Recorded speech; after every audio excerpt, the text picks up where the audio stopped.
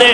ও দয়ার মালিক, আমার অবুঝ উম্মতগুলোরে তুমি হেদায়েত দাও, যারা বুঝে না তুমি বুঝাইয়া দাও। ওরে আমি হুজুর যদি জান্নাত পেয়েই ফেলি, তাহলে আবু বকরের মতো বান্দা জান্নাতের টিকিট পাইয়া মৃত্যু পর্যন্ত কান্না করলেন কেন? ওমরের মতো বান্দা জীবন ভর কান্নার আওয়াজ, জান্নাতের টিকিট পাইয়া ওসমান রাদিয়াল্লাহু আনহু হাউমাউ করে কাঁদলেন, জীবনভর কবরে একা থাকবো কেমনে? এগো হালাত যদি এমন হয়, তা আমরা তো মানুষ হই। এমন একজন আল্লাহওয়ালা পাবা না যারা জীবনে কাঁদেন নাই। কান্নাই হলো পুঁজি।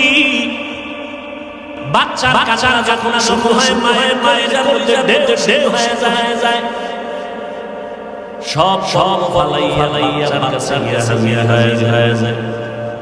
বাচ্চা চাওয়ার আগে মা হওয়ার জন্য রেডি। নবী কোরআন তেলাওয়াত করে আর বলে, তোমরা রহমানের ইবাদত করো, আল্লাহকে আল্লাহ বলে মানো। মক্কার মুশরিকরা কয়, এই মুহাম্মদ, একবার কও আল্লাহ, একবার কও রহমান, বিষয়টা কি? আসলে কে হক বলো, রহমান কে? একদিন বলো আল্লাহর ইবাদত করো, আর একদিন বলো রহমানের ইবাদত করো। রহমান রহমান যে বলো, রহমানকে একটু বলো, মানির রহমান। এইবার নবী কয় জবাব নিবানি? কয় নিব। আল্লাহ আর রহমান সূরা নাজিল করে বলেন, ও নবী জানায় দেন, আর রহমান আল্লামাল কুরআন খালাকাল ইনসান। রহমান হলেন তিনি, কোরআন শিখাইলেন যিনি, মানুষ বানাইলেন যিনি, তিনি হলেন রহমান। মানুষ বানানোর আগে আল্লাহ কয়, আমি এমন রহমান, কোরআন শিখাইয়া মানুষ বানাইছি। না না, পুরা উল্টা। কেন? আল্লাহ তাআলা, আমরা যে বাস্তবতা দেখি, দুনিয়াতে আসছি আগে, কোরআন শিখছি পরে। আল্লাহ আমাকে আগে বানাইয়া তারপরে কোরআন শিখাইছেন, নাকি আমরা কোরআন শিখে আসছি? তাহলে বলা দরকার ছিল, আর রহমান খালাকাল ইনসান আল্লামাল কুরআন।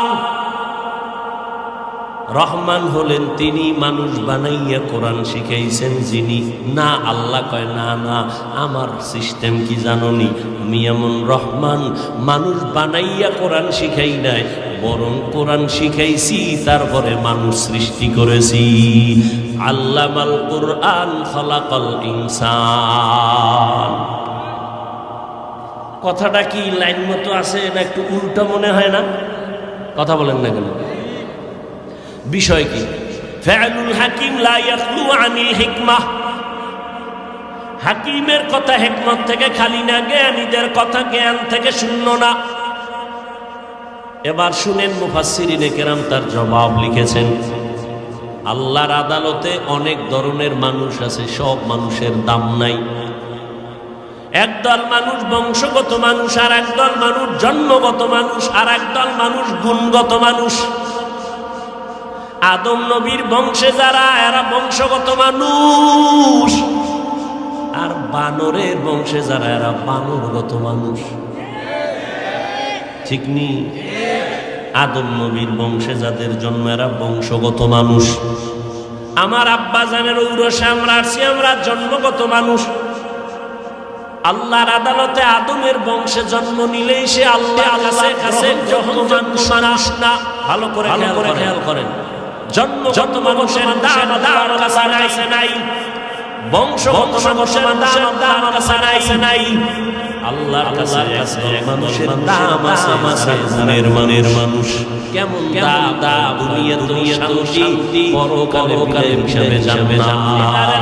লাইনের বড়ুয়া তোমার যুবক র্যাব আর্মির পিডিয়ারের চানের চারে পাঁচ নামাজি দাড়িওয়ালা হারা হারায় না নাই। তুমি কেন বারে বারে বাবা কত চেয়ারম্যান পড়ে। ও যুবক, তুমি ডাক্তার হও, ইঞ্জিনিয়ার হও, একজন সাংবাদিক হও, ব্যারিস্টার হও, তবে একটাও বাবা বেয়াদব তুমি না হও। তোমার ব্যবহারে যেন মা বাবা কষ্ট না পায়, তোমার আচরণে কষ্ট না পায়, তোমার ব্যবহারে এলাকার মুরব্বীরা কষ্ট না পায়, তোমার মুখের মতো তুমি একটা মানুষ। আমার দেড় হাজার আগে বলেছে, আমি মুহাম্মদের মা নাই বাবা নাই, আমি বড় ইতীম, আমার আপনজন সবাই আমার দুশমন, আমার ঘরের চারপাশে আটকায়, বারবার আমারে জবাই করবে, আমার হাঁটার পথে কাটা দেয়, এত কষ্ট। ও দুনিয়ার যুবকেরা, আমি বলে গেলাম এই মুসিবতের মধ্যে আমার উপকার করছে যুবকেরা, বিরোধিতা করছে বুড়ারা। যুবকেরা উপকার করেছে আমার 7 বছর থেকে 12 বছর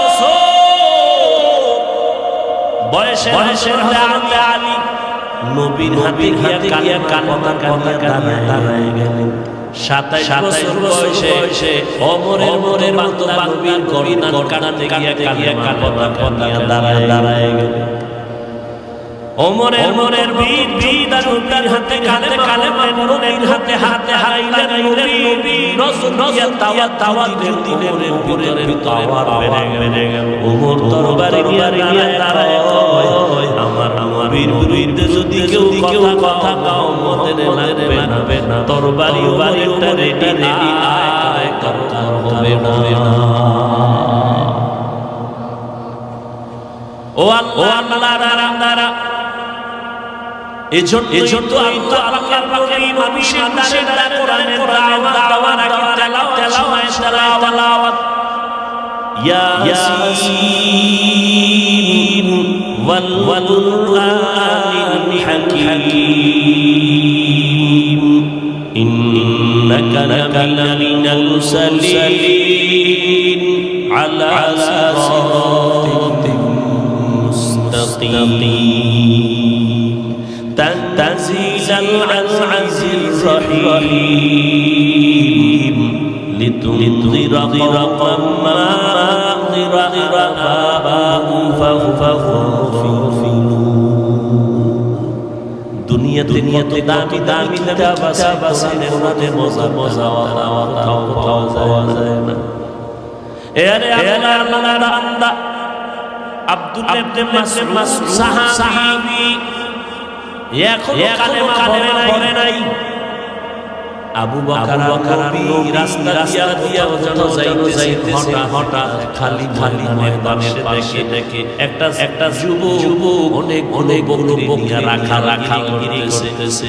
পেটে ক্ষুধা লাগছে, পেটে ক্ষুধা করে দাঁড়ায় গেলেন। রাখাল ডাকলেন, আসো রহমতের নবীর সামনে দাঁড়ায় গেল। কামগো পেটে ক্ষুধা লাগছে, এই রাখালের বলে একটা দলা বকরি আমরা দান করব।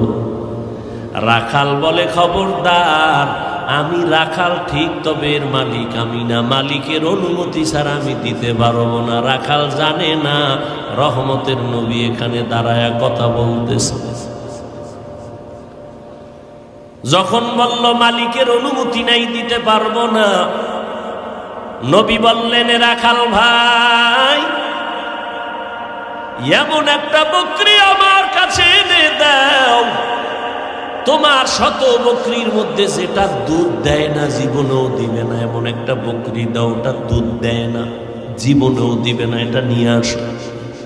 নবীর সামনে রাখাল বকরি এনে হাজির। রহমতের নবী বিসমিল্লাহ বলে ওলানে হাত দিলেন, দুধে ভরপুর হয়ে গেল।